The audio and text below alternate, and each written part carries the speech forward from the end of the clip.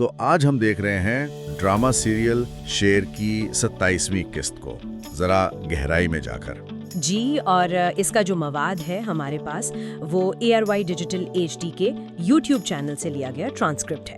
بالکل، اور یہ قسط بھری ہوئی ہے خاندانی دشمنیوں سے، محبت کی پیچیدگیوں سے، الزامات ہیں، معافی کی کوششیں ہیں، اور کردار جو فیصلے کر رہے ہیں وہ بہت مشکل ہیں۔ صحیح کہا۔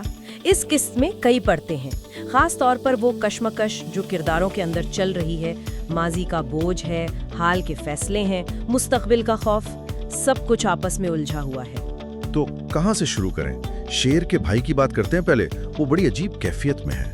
ایک طرف تو وہ ماضی کی چیزیں سمیٹ رہا ہے، جیسے بھلانا چاہ رہا ہو۔ ہاں، لیکن ساتھ ہی اس کے دل میں فجر کے لیے شک ہے، سوال ہے کہ اس نے دوسری بار ایسا کیوں کیا، دھوکہ کیوں دیا، محبت کو کیوں چنا۔ اور تاج بی بی کا ذکر بھی وہیں آ جاتا ہے، وہی تاج بی بی جن کی نفرت نے، کہا جاتا ہے، اس ساری دشمنی کی بنیاد رکھی تھی۔ بالکل، اور بھائی کا یہ ڈر کہ فجر شیر کے گھر میں محفوظ رہے گی یا نہیں، یہ صرف فکر نہیں، شاید اس میں کوئی چھپی ہوئی دھمکی بھی ہے یا آنے والے خطرے کا اشارہ۔ ہاں، یہ بھی ہے۔ اور پھر وہ ایک دوسرے پر الزام لگا رہے ہیں کہ تم بی بی کی زبان بول رہے ہو، تم تاج بی بی کی۔ جی، یہ بہت عام ہوتا ہے ایسی صورتحال میں، اصل مسئلے سے توجہ ہٹانے کے لیے یا شاید اپنی ذاتی مخالفت کو صحیح ثابت کرنے کے لیے۔ یہ صرف باتیں نہیں، یہ ان کے آپسی رشتوں کی ٹوٹ پھوٹ دکھا رہی ہیں۔ اور اسی ساری جذباتی کھچڑی کے بیچ شیر ایک ایسا قدم اٹھاتا ہے، کسی نے سوچا بھی نہیں ہوگا۔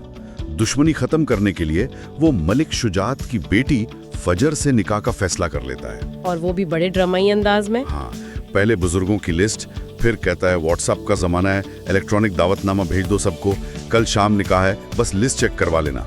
یہ فیصلہ، اس کے پیچھے کیا ہو سکتا ہے؟ کیا واقعی یہ دشمنی ختم کرنے کی مخلصانہ کوشش ہے، یا یہ طاقت دکھانے کا ایک نیا طریقہ ہے، دشمن کو نیچا دکھانے کا؟ ہو سکتا ہے شیر کا کردار ہے ہی ایسا پیچیدہ۔ اور یہ واٹس ایپ والی بات، یہ بھی دلچسپ ہے، روایت اور جدیدیت کا ایک عجیب امتزاج، وہ دونوں کو استعمال کر رہا ہے اپنی سہولت کے مطابق۔ شاید یہ اس کی عملیت پسندی ہے۔ گھر میں اس فیصلے پر پہلا رد عمل کس کا آتا ہے؟ شیر کی بھابھی کا۔ وہ فوراً پوچھتی ہیں، تم کون ہوتے ہو ہمارے باپ کا خون معاف کرنے والے؟ بہت بنیادی سوال ہے یہ، نسل در نسل چلنے والی دشمنی میں یہ سوال اہم ہے۔ شیر کا جواب بھی دلچسپ ہے، کہتا ہے میں اپنے دادا کا خون معاف کر رہا ہوں، باپ کا نہیں۔ تم لوگوں نے بدلہ لینا ہے تو لیتے رہو۔ ہاں، لیکن یہ تو ایک طرح سے خاندان کو اور تقسیم کرنا ہوا نا، معافی بھی ذاتی ہو گئی، اجتماعی نہیں۔ یہ تو شاید مسئلے کو اور الجھا رہا ہے۔ صحیح، ایسا لگتا ہے کہ وہ ذمہ داری سے ایک طرح سے ہٹ رہا ہے۔ بالکل، وہ شاید سمجھ رہا ہے کہ اس نے حل نکال لیا، مگر یہ تو اندرونی کشمکش کو شاید اور بڑھا دے گا۔ عزت، بدلہ، یہ بوجھ تو وہیں کا وہیں ہے۔ دوسری طرف شیر صرف اعلان نہیں کرتا، وہ خود جاتا ہے ملک شجاعت کے گھر مفاہمت کی کوشش کرنے۔ جی، اور وہاں جا کر زمین پر اپنا دعویٰ چھوڑنے کی پیشکش کرتا ہے، معافی مانگتا ہے پرانی باتوں کے لیے۔ لیکن وہاں جو وجاہت جیسے کردار ہیں وہ شک کرتے ہیں، کہتے ہیں نفرت کی یہ دیوار کبھی ختم نہیں ہوگی۔ وہ ماضی، یادیں، تلخیاں اور خاص طور پر تاج بی بی کا ذکر کرتے ہیں۔ اور ان کا شک بے بنیاد نہیں لگتا، اتنی گہری دشمنیاں، خون بہا ہو، عزت کا مسئلہ ہو، وہ صرف زمین کا ٹکڑا چھوڑنے یا ایک رشتے سے ختم نہیں ہوتی، انا ہوتی ہے، پرانی نسل کی ضد ہوتی ہے۔ تو کیا شیر کی یہ پیشکش مخلصانہ ہے یا یہ بھی کوئی چال ہے، خاص طور پر نکاح کے اعلان کے فوراً بعد؟ یہی سوال ہے، کیا یہ واقعی صلح کی طرف قدم ہے یا ملک شجاعت پر دباؤ ڈالنے کا ایک اور طریقہ؟ وقت بہت اہم ہے یہاں۔ اچھا، کہانی میں ایک اور بہت یوں کہیں طاقتور موڑ آتا ہے جب گھر کی عورتیں، شیر کی بھابیاں، اپنے شوہروں کے سامنے کھڑی ہو جاتی ہیں۔ ہاں، وہ منظر واقعی اہم ہے۔ شوہر الزام لگاتے ہیں کہ تم دشمنوں کے گھر کیوں گئیں، طلاق کی دھمکی دیتے ہیں، اور وہ جواب میں نہ صرف شیر کا دفاع کرتی ہیں بلکہ کہتی ہیں یہ میرے باپ کا گھر ہے، اور شوہروں کو کہتی ہیں پہلے اپنا گھر تو بناؤ پھر ہمیں لے جانا۔ زبردست، یہ پدر شاہی معاشرے میں عورت کی طرف سے ایک واضح مزاحمت ہے۔ عام طور پر طلاق کی دھمکی سے عورت دب جاتی ہے، لیکن یہاں وہ الٹا جواب دے رہی ہیں۔ وہ کہتی ہیں ہم اتنی مجبور نہیں کہ تمہیں اتنی آسانی سے چھوڑ دیں۔ یہ ان کے اعتماد کو ظاہر کرتا ہے۔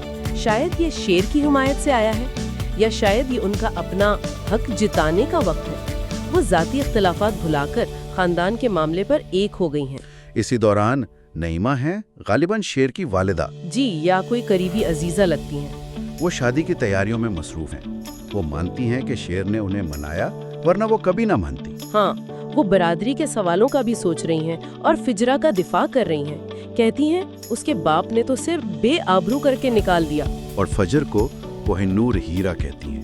یہ بھی کہتی ہیں کہ نیا جوڑا بنے گا، وہ کسی اور کے لیے بنا جوڑا نہیں پہنے گی۔ نعیمہ کا کردار نا، وہ روایت، ماں کی محبت اور سماجی دباؤ کے بیچ میں کہیں کھڑا ہے۔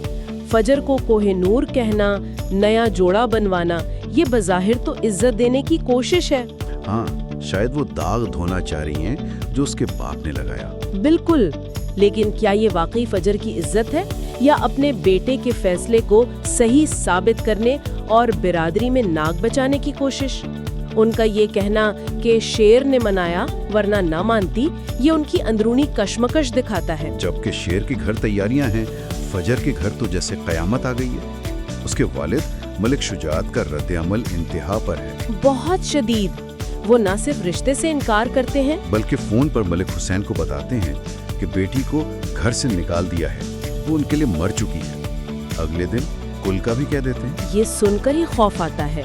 غیرت کے نام پر یہ کیسا ظلم ہے؟ ایک زندہ بیٹی کو مردہ قرار دینا پورے خاندان کی سماجی موت ہے۔ اور ان سب کے بیچ میں فجر، شیر اسے تسلی دے رہا ہے، بتا رہا ہے کل شام نکاح ہے، جوڑا زیورات دکھا رہا ہے۔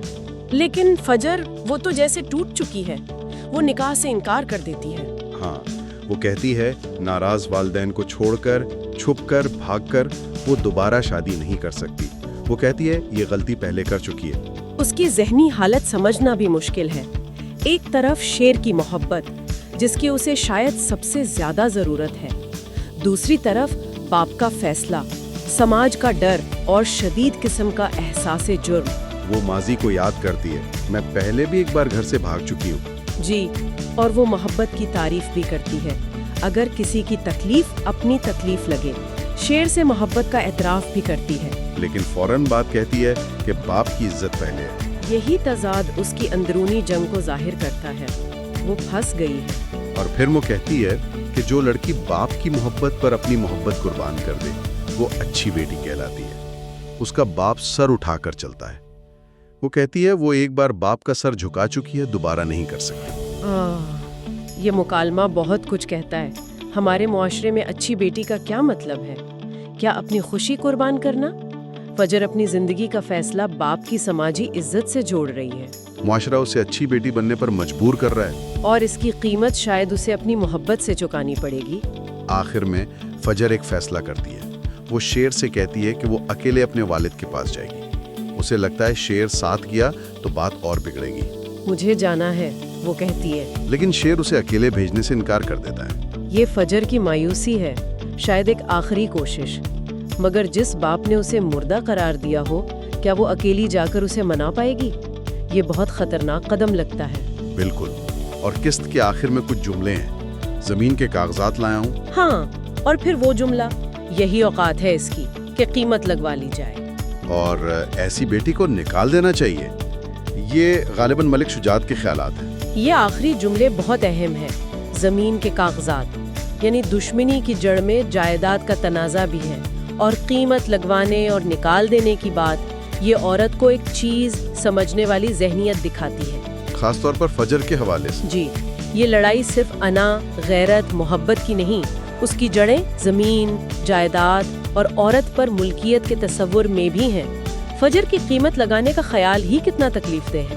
تو خلاصہ یہ ہے کہ اس قسط نے ہمیں خاندانی دشمنی، محبت کی قربانی، غیرت کے فیصلے، مفاہمت کی کوششیں، ان سب کے ایک پیچیدہ تصویر دکھائی ہے۔ کردار ماضی کے بوجھ تلے دبے ہیں، محبت اور فرض کے بیچ پھنسے ہیں۔ باپ نے بیٹی کو مردہ کہہ دیا، عاشق نکاح پر اڑا ہے، عورتیں اپنے حق کے لیے بول رہی ہیں، اور دشمنی کی آگ جیسے اور بھڑک رہی ہے۔ بالکل، اور یہ ہمیں سوچنے پر مجبور کرتی ہے، کیا محبت واقعی نسلوں کی دشمنی مٹا سکتی ہے؟ کیا اچھی بیٹی بننے کی قیمت ہمیشہ اپنی خوشی ہوتی ہے؟ اور یہ عزت اس کا اصل مطلب کیا ہے؟ سب سے بڑا سوال تو یہی ہے کہ فجر اکیلے جا کر کیا کر پائے گی؟ ہاں، کیا وہ کامیاب ہوگی یا یہ تصادم کہانی کو کسی اور شاید زیادہ المناک سمت میں لے جائے گا؟ یہ وہ سوالات ہیں جن پر ناظرین یقیناً سوچ رہے ہوں گے۔